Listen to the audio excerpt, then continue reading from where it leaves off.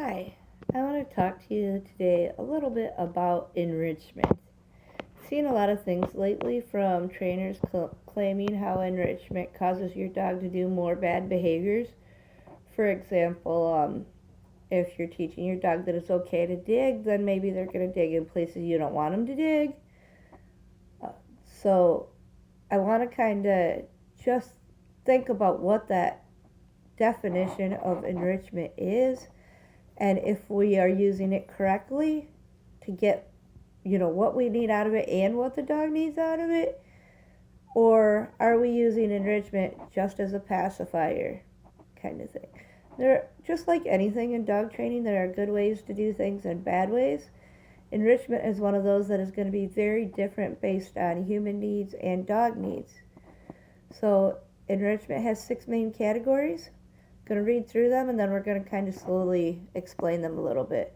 So first off, enrichment should be an activity that has interaction between participants. You and your dog, two dogs, a family of dogs, the whole family, but at least two or more participants. Enrichment should affect the response a dog has to a particular action, such as Belle's barking. It should impact that action.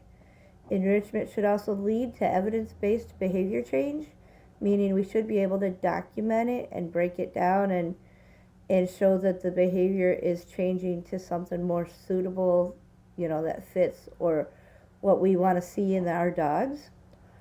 Enrichment should also be changing constantly. It gets boring if we do the same thing all the time, so we got to mix it up.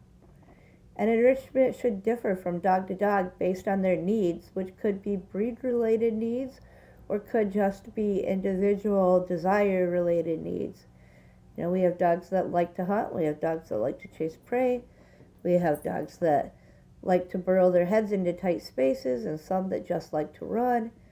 So you have to look at what your dog really enjoys most to be able to add enrichment to their life. And so the last thing with enrichment is that it should be reliant on the evolution of learning experiences of that dog and human. So what that means is that you start small and build up. Belle does a treasure box every night. She's done this most of her life with us since she was just a baby. Started super small with just her lamb chop stuffed animal laying on top of the treasure. Super easy, puppy nose work, easy to find. And now she has all kinds of really hard puzzles. And again, that lamb chop is always on top. It has been for a year. But, just that idea that it's constantly getting harder. It's always being more challenging. Once in a while she's had a long day and we make it super easy. But for the most part, it's always changing. It gives her desire to hunt and search for that food for a giant jackpot reward. It's changing her behavior and the fact that she comes home hyped out from work. And when we get home and she finds that enrichment puzzle that Dad has all laid out for her, she does the puzzle and then she's out. She chills out, she relaxes, she's calm. So it's part of her calm down routine, so it's impacting her behavior that way. It's changing every day.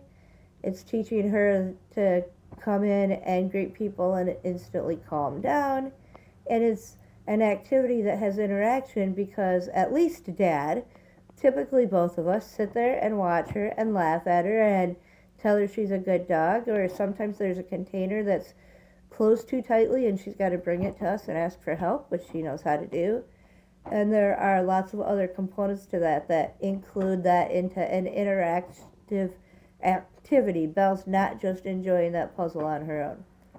So the importance of doing enrichment for your dog's lives is to help them do more doggy behaviors in a natural way, but it should also lead to the behaviors that we need in our family, whether that's going for the calm dog like we're using Belle's puzzle at the end of the night, or whether that's getting that dog's desire to sniff out in an appropriate fashion so that they're not pulling you down the trail trying to sniff every scent under the sun.